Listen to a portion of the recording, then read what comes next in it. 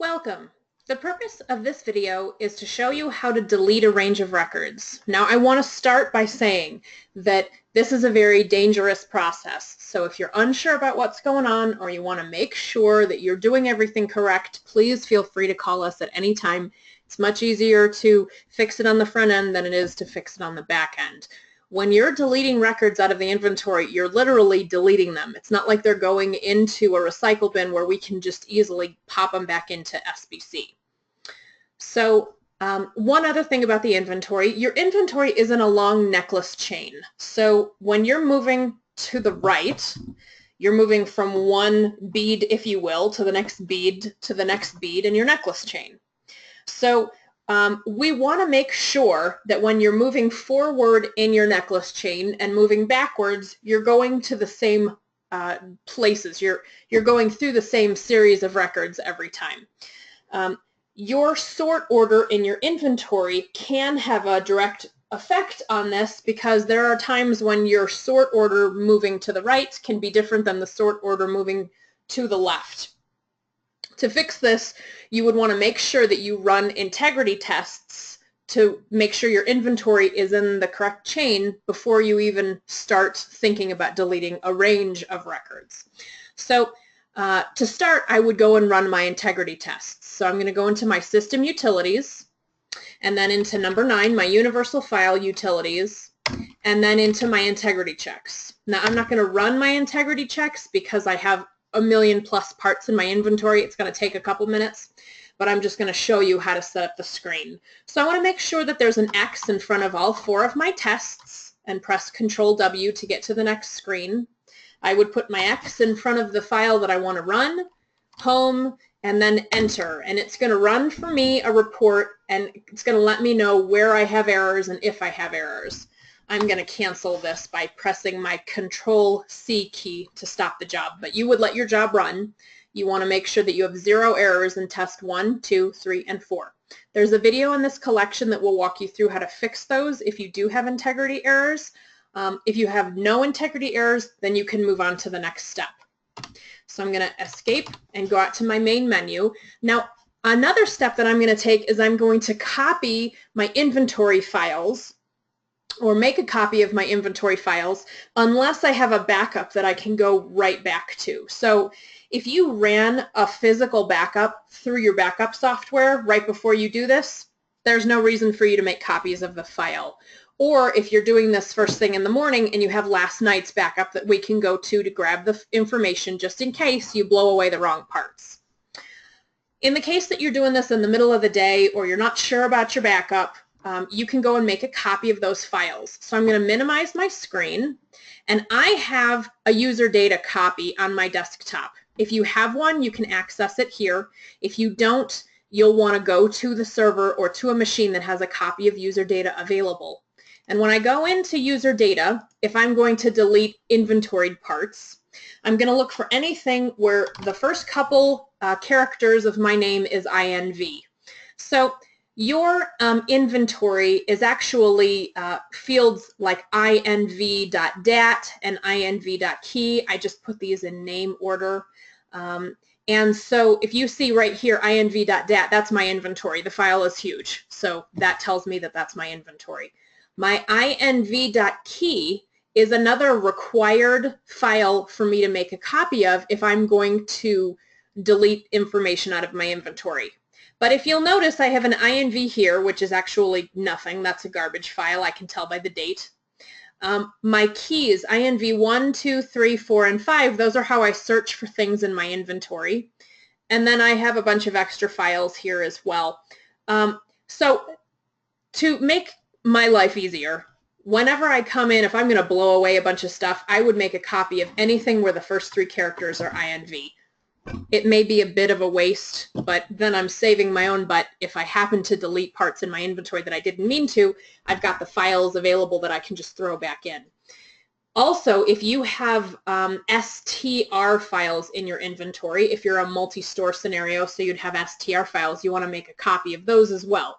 Now, I can literally make a copy by just copy and paste, and then I have an inv-copy.key, or I can create another folder somewhere and make a copy of those in another folder. It doesn't really matter as long as they exist.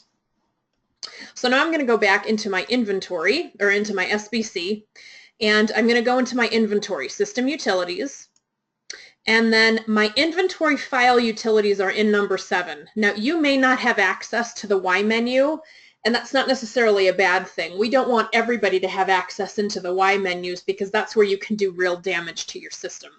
So only administrators would have access into the Y menus. If you feel that you should have access, please let your system administrator know and they can make the changes that they need so that you can access that menu. I'm going to go to number 7, Inventory File Utilities, and then I'm going to go to number letter H, Delete a Range of Records. So again, this is super dangerous. You don't want to do this unless you're sure that your information is in the correct order, that you have no integrity errors, that you have a copy of your inventory, just if you want to refer back to it. So I'm going to go into the delete range of records with the understanding that I've done all of my due diligence to make sure I'm deleting the correct parts. So it gives me the message at the top, make sure you run your integrity checks before running this, and then at the bottom I can escape to abort or I can return to continue. So I'm going to press my enter key.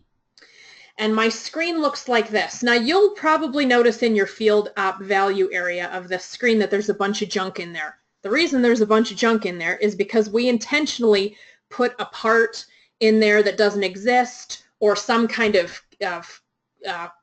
characteristic in there, some kind of field that will force this to say, well, that doesn't exist, so I have nothing to delete, in case someone accidentally comes into here and puts in bad criteria or doesn't put in any criteria and then tries to run it.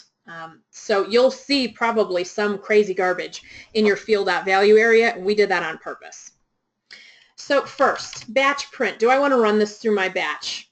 I can't imagine that there would be a circumstance where you would want to delete a range of records and it was going to be so much data that you need to run it in the batch. So I would say leave that there. Now the only reason I would ever say that you would put a yes in the batch print is if you're going to delete things on a weekly or monthly basis, dependent on whether they've had sales or quantity on hand, but this isn't necessarily something that you would want the system to determine for you.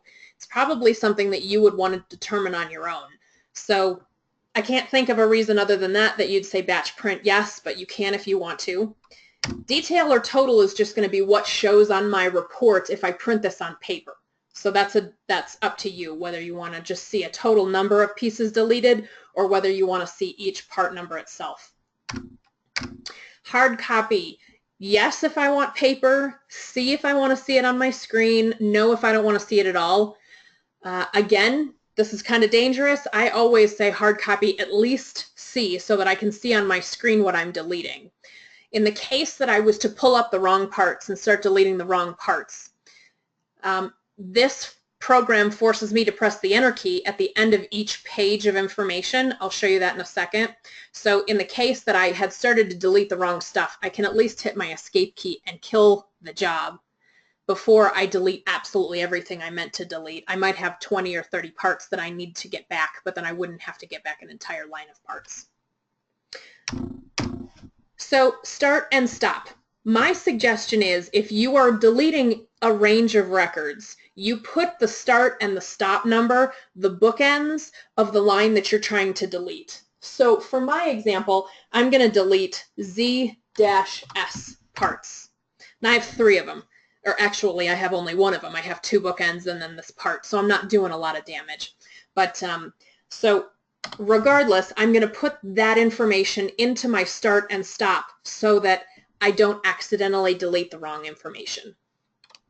Field, letter, and mask is another way that I can filter information. So I could instead have put manufacturer as Z-S instead of using my start and stop. Title, this is just the title that's going to print out on the paper, so that's up to you. And then field.value. Now, since I'm deleting the whole line, I have no field.value information, and if I just space through that, it'll clear that information off my screen. But if I wanted to say only those items where I have sales for a certain range or the date of last sale is less than 2 years ago, I can use my field.value to put that information in that area. Now, the other thing that I like to do is I like to run a report, and when I first run the report, I look at it to determine the parts that are in my list or those I want to delete. I actually, a lot of times, will use my convert.uni to import the word delete into the description, into my alternate description field, into some generic field in my inventory record, so I can make sure that I'm deleting only those parts I want to delete. So in this case, I would put where the description equals the word delete. Again, this is just an extra band-aid for me, so I make sure I don't delete bad parts, or excuse me, don't delete good parts. So I'm going to get rid of this. And then down here at the bottom, what do you want to see on your screen? So manufacturer, I'm going to put P/N. I want to see my part number. Description, maybe I want to see my quantity on hand. I mean, once you see this, it's already been deleted, so it's not like you have the opportunity to hit your cancel button and make it stop if you have a positive quantity on hand. But if you were to report this to paper, you would at least have the opportunity to see these are the parts where I had a valid quantity on hand, so these are the parts where my inventory value is going to be adjusted if I was going to run my inventory value before the delete and then after the delete. So you can use any fields out of inventory that you'd like here. I'm going to press the home key, and then do I want to escape, quit the job? Do I want to return to run it? Do I want to up arrow to change? Do I want to change my printer number? Now, I'm not printing this to paper, so for me it doesn't matter. Do I want to Control P to print the screen? Maybe I just want to print the setup so I can use this in the future. Or do I want to F10 to save these parameters? Now, this would probably be a good set of parameters to save because my Z-S line now will no longer exist after this delete. So if I come in here accidentally and run it, it's not going to delete anything because Z-S doesn't exist. If I wanted to leave it, then you'll remember all of that crazy stuff that was in my field.value. That's stopping the system from generically just deleting my entire inventory. So I'm going to press the Enter key, and it's going to go through and it's going to delete my bookend, my part number, and then my rear bookend. It's going to tell me the number of records to delete. Now, because I see these on my screen, these have been deleted. If I had a long line, and so it was going to take multiple pages to delete information, the stuff that I see is what gets deleted. So I'm going to want to hit my Enter key through all of the pages on my screen to make sure I delete all of that information. On the other side of that, if I see it and I think, oh no, I'm deleting the wrong parts, if I was to escape now and kill this job, the only 3 parts that I've deleted are those that I see on the screen, or the only 20, 25 parts that were showing on the screen. Those would have been the only ones that got deleted. So if I realized I was deleting the wrong parts, I could at least stop it from deleting the whole line. I'm going to press my Enter key to continue because I've got nothing else to do on this page, and it's going to throw me back out to this Delete Range of Records page. Now, my suggestion, again, at this point is that we run integrity checks one more time. I can either go to menu selection Y, 9C, or if you see on this screen, in Y7B, I have integrity checks here. If I go in here, put my X in front of all 4 tests and Control W, I'm in the Inventory Adjust Inventory File Utilities menu, so inventory is my only option in here.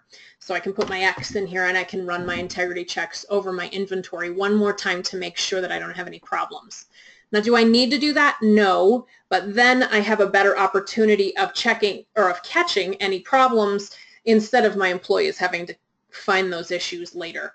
Typically, the issues that I would find would be pointer errors, again, dealing with that necklace chain of your inventory. If you delete a range of records that happens to be right in the middle of the chain, I might need to rearrange my inventory just because of the way that the parts were deleted in that chain. If you have any questions on any of this, please call SBC first. As I said, it's a lot easier for us to fix any problems before you do the delete than to kind of try and restore any of the data after the delete, especially if we didn't get a good backup or a good copy. So call us if you have any questions on this, or if you'd just like to make sure, have someone watch your screens to make sure you do it right. Our number is 800-829-4722, or you can send us an email at sbctraining@autolog.com. Thank you for your time.